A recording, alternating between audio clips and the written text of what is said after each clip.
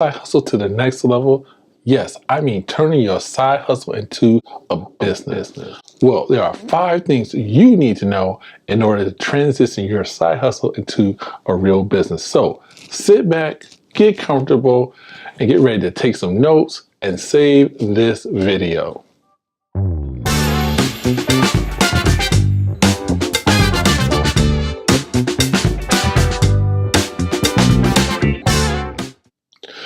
All right, guys, welcome back. And remember, success doesn't happen overnight. It happens what? Day by day. Thanks for stopping by. And hey, don't be a stranger. Hit that subscribe button and make sure you like this video so we can get this information out to more people. All right, guys, let's get into it. The first thing you need to do to take your side hustle to the next level is decide on a business name. Now I know what some of you are saying. Of course I have a business name, but if you only knew how many people say they have one, but when they're asked what is their business name, they can't tell you at all. They just like, what? But they can tell you what they do. They can tell you their products and services. They can tell you everything but that what? Business name. So what is your business name? All right, guys, the second thing you need to do is decide how you're going to structure your business. Yes, there are 5 types of business structures. The first one is a sole proprietorship. A sole proprietorship is a business owned by an individual, and there is no legal distinction between the owner and the business. In this model, you have unlimited responsibility for all losses, all debts, and taxes. The next one is a limited liability corporation, or also known as LLC. An LLC is a hybrid legal entity having certain characteristics both as a corporation and a partnership or a sole proprietorship. An LLC is a legal form of business that provides limited liability to its owners. In other words, if you get sued, they can't take your house. They can't take your stuff. The only thing they can take is what is in the business. The third structure is a partnership. A partnership is a relationship between 2 or more people doing business together. Each person contributes money, labor, skills, times. They also share in the profit and losses of the business. That includes sharing on that tax bill as well.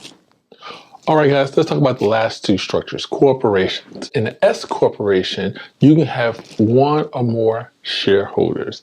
Each shareholder reports their share of the S corporation's profit or loss on their individual tax returns as compensation. The profits of the S corporation is shared amongst all the shareholders. Again, 1 or 2, it doesn't make a difference. All right. The C Corp is a little bit different. It can have 1 or more shareholders and considered a taxable entity. That means it acts like it's its own person with a social security number, all right? The profits of the C Corporation stays within the business unless distributed to shareholders via dividends. Unlike the S Corporation, C Corp shareholders cannot deduct losses of the corporation. Which structure will you choose? Now we're about to get serious with this third thing you need to do to turn your side hustle into a business. And that is getting a federal tax ID number. Yes, you need to register your business with the IRS. And this is why you need to have a business name, B, understand the business structure that you're going to choose for your business. A federal tax ID number, also known as an EIN or employer identification number, just trying to be specific here, is used for identifying your business and for collecting what? Those taxes. Yep, the IRS wants its money too. All right. Once registering your business on the IRS website, your side hustle is now official. All right, guys, 2 more to go. The 4th thing you need to do is open a business bank account.